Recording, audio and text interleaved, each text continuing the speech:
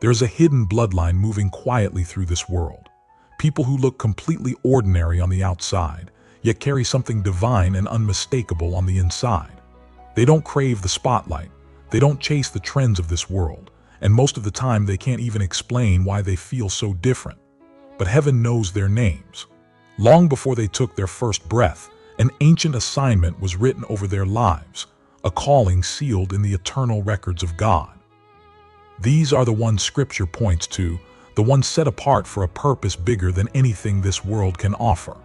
The 144,000.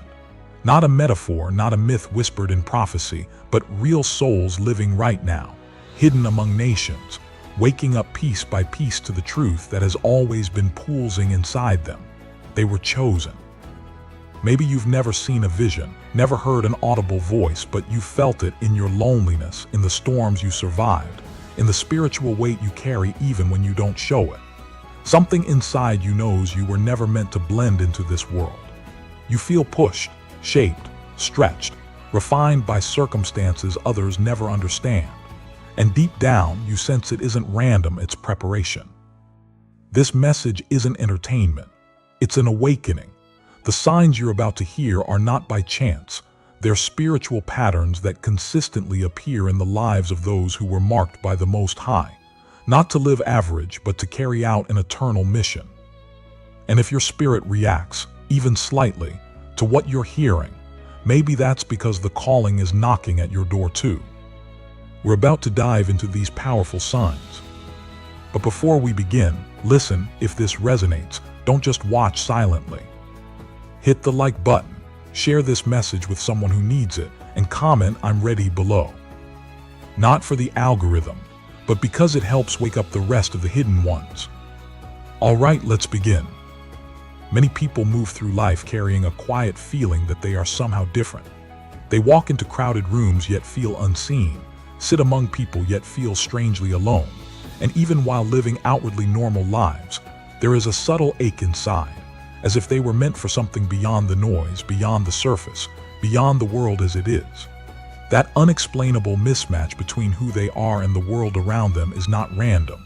It's not a flaw. It's not weakness. It's the echo of a spiritual identity, trying to break through the skin of ordinary life. Scripture says, "The whole world lies in the evil one," yet Christ himself prayed, "They are not of the world, just as I am not of the world." Those words weren't just for the first disciples. They speak to a lineage of souls who were chosen long before they were born, souls whose spirits were marked, whose journey would never look like everyone else's, and whose path was designed to unfold between two realms. They live here on earth, but something in them remembers heaven. Something in them feels older than their own life. Something in them refuses to settle, refuses to be numbed, refuses to become the very thing this world glorifies. And so they move through life feeling like travelers. They smile, they work, they play their roles, but deep inside they are always listening for something higher, something purer, something that feels like home. The relationships that most people can easily maintain feel shallow to them. Conversations built on gossip, superficial pleasure, or meaningless drama drain them faster than they can pretend. Even religion that has lost its fire feels empty to them, ritual without presence, words without life. Their souls crave something real, something alive, something that resonates with the truth they carry within. This constant feeling of being torn between worlds isn't because they are too sensitive, too emotional, or too strange. It's because their spirit is anchored somewhere the world cannot reach. They live physically in one reality but spiritually in another. And no matter how hard they try, the world will never be able to fully satisfy them. That emptiness many of them carry isn't a punishment. It's a sign of identity. It is spiritual homesickness. God uses it to preserve them, to protect them from becoming what they were never meant to be. Their difference is deliberate. It is how God hides his chosen ones in plain sight until their appointed time. And because they are chosen, their lives do not unfold easily or casually. Their story is carved through battles most people will never see. From a young age, they face pressures, betrayals, losses, and cycles of pain that repeat again and again, not because they are cursed, but because they are being shaped. Their tests don't appear once. they appear in patterns. The same wounds, the same types of people, the same emotional storms keep circling back.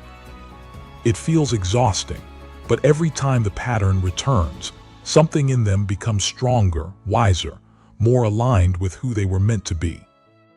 Gold is only purified by fire, and chosen ones live inside that fire. The heat does not destroy them, it exposes what is not meant to remain. God delays certain blessings in their lives, not because they are unworthy, but because the foundation inside them must be unshakable. Their breakthroughs come late, but when they finally come, they are permanent. Every heartbreak, every setback, every night they cried alone was forging spiritual authority in them. Their wounds became weapons. Their scars became maps. Their pain became preparation. By the time God lifts them into their purpose, they carry a strength that no enemy can imitate. And through all of this, they develop an unwavering commitment to truth. They cannot tolerate hypocrisy. They cannot stay silent around deception, not because they seek conflict, but because truth lives inside them like a fire that refuses to die. Even when they try to ignore it, truth pushes through their conscience. It affects the way they choose relationships, the way they work, the way they speak, the way they live. Sometimes this inner fire costs them friendships. Sometimes it isolates them. People misinterpret them as stubborn, difficult, or confrontational. But in reality, they simply cannot betray what God placed in them. Their integrity is not external discipline, it is internal identity. And that identity begins with honesty toward themselves. Before they confront the world's darkness, they wrestle with their own. They expose their own motives, their weaknesses, their fears. They face their shadows instead of hiding them. This raw self-truth becomes the foundation that God builds on, because the chosen ones cannot carry falsehood into their calling. At the same time, flowing through them is a compassion that is deeper than emotion. They love differently. They feel differently. Their empathy is not something they learned. It is part of their spiritual DNA. They help quietly without seeking recognition. They notice what others ignore. They feel the pain of people who hide their suffering. They defend the ones who are humiliated. They speak for the ones who have no voice. While others walk past the wounded, the chosen stop. While others judge, the chosen feel. Their heart moves them toward justice, toward mercy, toward restoration. This compassion often brings them into conflict with people who prefer comfort over truth. When the chosen confront injustice, their voices shake rooms. They don't fight because they enjoy fighting. They fight because their spirit cannot tolerate cruelty or manipulation. And through this, through their love, through their courage, through their unwillingness to look away, God becomes visible in them. Real love is not loud, but it is unmistakable. When the chosen ones love, people feel the presence of something divine. They move differently. They carry a weight that others cannot name. Their eyes hold stories of battles most people would never survive. Their spirit holds a softness that the world cannot harden. Their journey is long, unpredictable, and often painful, but everything in their life is connected to purpose. Even when they feel lost, heaven knows exactly where they are. Even when they feel abandoned, God is closer than their breath. Even when they feel ordinary, the universe recognizes them as marked. They are the ones who walk between realities, the ones who rise after every fall, the ones who refuse to bow to lies, the ones who carry compassion like a hidden flame, the ones the world misunderstands but heaven celebrates, and nothing about their path is accidental. Their difference is divine, their discomfort is direction, their pain is preparation, and their calling is already written. The gifts within them do not move in a predictable pattern. They don't flow every day like a switch left on. They awaken at precise moments, often when they least expect it. Heaven chooses the timing. One moment they feel ordinary, questioning themselves, wondering if they've imagined everything, and in the next moment, something opens inside them. Suddenly they speak with wisdom far beyond their age or experience. Suddenly their prayer carries a weight that shifts the atmosphere. Suddenly they see through someone's intentions with piercing clarity. Suddenly a prophetic insight rises in them that they weren't planning to share. These moments surprise even them. They don't feel like abilities they possess. They feel like gifts passing through them. The more they surrender, the more they align, the more they obey the quiet voice of God in their spirit, the stronger these gifts become. But they never mistake them for trophies. Gifts are not for status. They are tools for service, designed for the moment heaven needs a vessel. And just as their gifts activate at divine timing, their spirit also carries something like an inner warning system. When normal people rush toward easy paths, the chosen feel a strange resistance inside them. Something inside whispers, "Stop. Not this. Not here."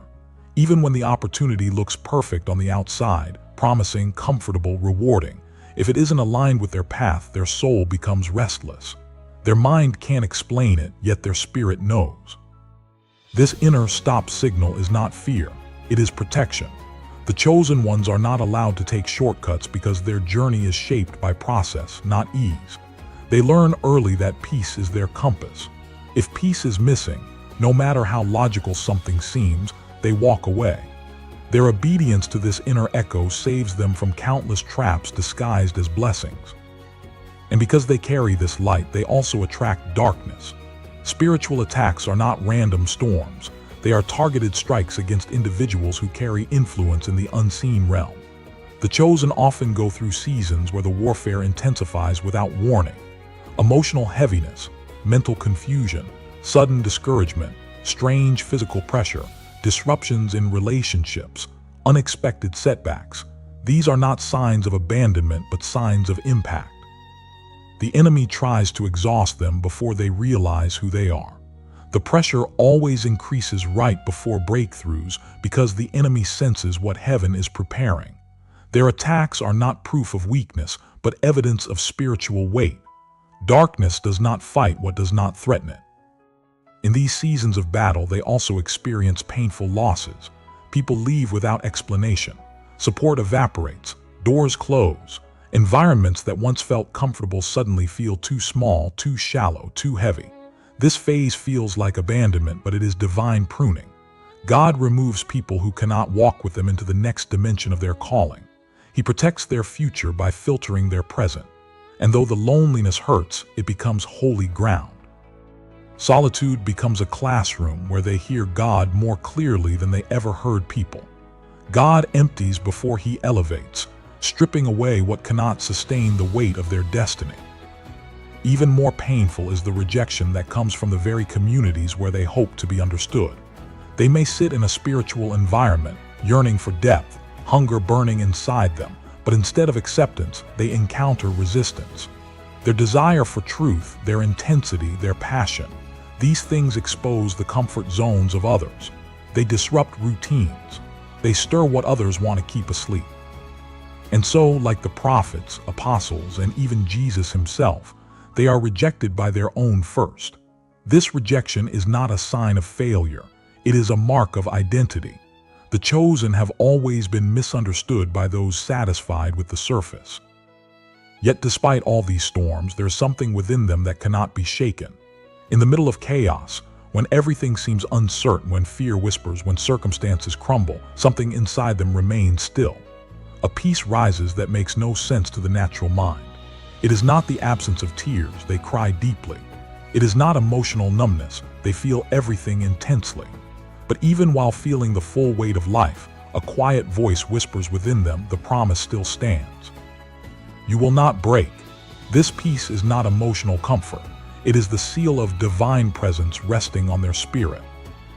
As they walk through all these phases, gifts, warnings, warfare, loneliness, rejection, and peace, they begin to sense something undeniable. Their life is tied to a calling that no one else on earth can fulfill. They feel pulled by something they cannot name. They feel the weight of a mission that refuses to release them. Even when they run, grace follows them.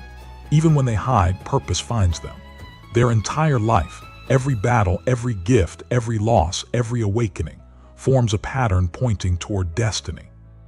They were never meant to blend in because their calling was never meant to be common. Their name is attached to a purpose written long before their birth.